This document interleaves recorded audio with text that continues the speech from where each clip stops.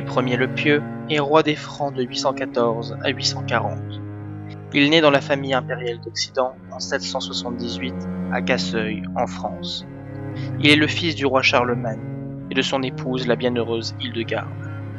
Son père lui confie l'Aquitaine.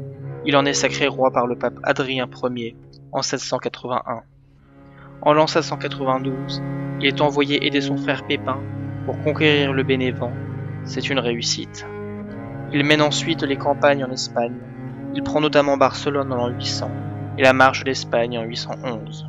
Son père meurt en 814 et Louis hérite donc de tout l'Empire, mais le royaume lombard revient à Bernard, petit-fils de Charlemagne. Ce dernier se révolte face au nouvel empereur, mais est rapidement défait. Devant être aveuglé, il meurt de ses blessures. Louis, qui est très pieux, a des gros problèmes de conscience et fait une pénitence publique en 822. De plus, sa politique donne énormément de pouvoir à l'Église et l'aide à se développer. Il purge rapidement le libertinage et l'adultère de sa cour, en plus de se montrer doux, juste et généreux. Il est grandement aimé du peuple. D'une première épouse, Ermengarde, le roi a 3 fils.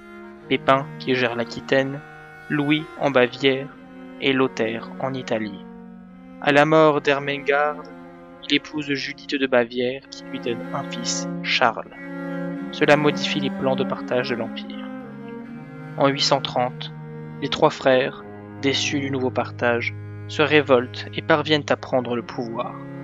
L'empereur ramène à l'ordre 2 de ses fils, ce qui force Lothaire à se réfugier sur ses terres. 2 ans plus tard, Pépin se révolte à nouveau, et son père le bat rapidement et attribue l'Aquitaine à Charles. En 833, Lothaire relance à nouveau la rébellion. Le pape Grégoire IV tente d'arbitrer le conflit, mais à cause de manipulations de Lothaire, finit par grandement défavoriser l'empereur. Louis Ier est contraint d'abdiquer, et Charles est enfermé dans un monastère. À nouveau, les frères de Lothaire trahissent ce dernier, qui doit repartir en Italie pour de bon. Si Louis le Pieux retrouve tout son pouvoir, son empire est loin d'être totalement uni, et il y a encore le problème des invasions vikings, très présentes à l'ouest et au nord-ouest.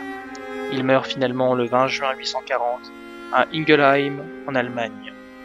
Lothaire hérite de la Francie médiane et de l'Italie, le fils de Pépin, aussi appelé Pépin, de l'Aquitaine, et Louis, surnommé le Germanique, de la Francie orientale.